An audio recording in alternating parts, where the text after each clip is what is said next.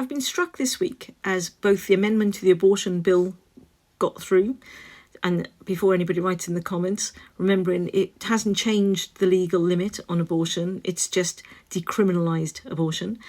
And the assisted dying bill has gone through, which I know a lot of people don't agree with. Personally, I do. I remember very vividly having to sit with my mum as she was asking to die, and we couldn't give her the relief that she wanted. So I'm in favour of it. But I guess, like everybody, we're in favour or against it because of our own personal circumstances, and that would have formed our decisions on these things. But my point being, it has been so refreshing to see members of Parliament truly debating stuff. And again, I know people that are against the bills will be saying we didn't spend enough time on it. But they've been really respectful debates with people putting up really good fights, both for and against both the amendment and the bill today.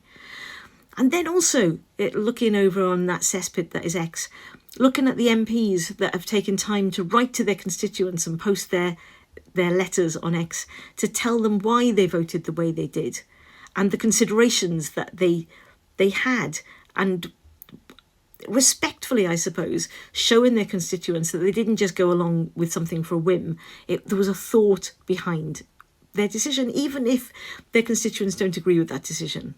And I think it's been really refreshing to see grown-up politics in the UK.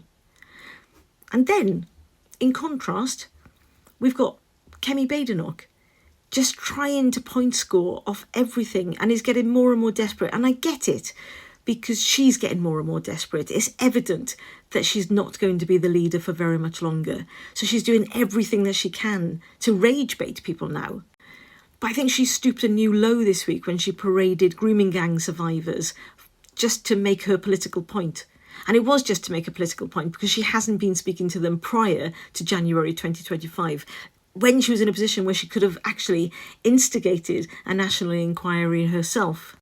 And then I think about the Reform MPs who never tell their constituents anything other than the people of Boston know that Richard Tice thinks that net zero is net stupid.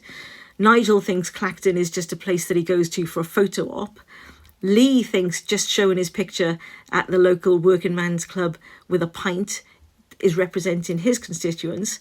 And Sarah Poochen literally just jumps on whatever bandwagon that Reform have decided to go on and runs with it. So this is a thank you to the grown-up politicians from all parties that really do try to make a difference, as you were.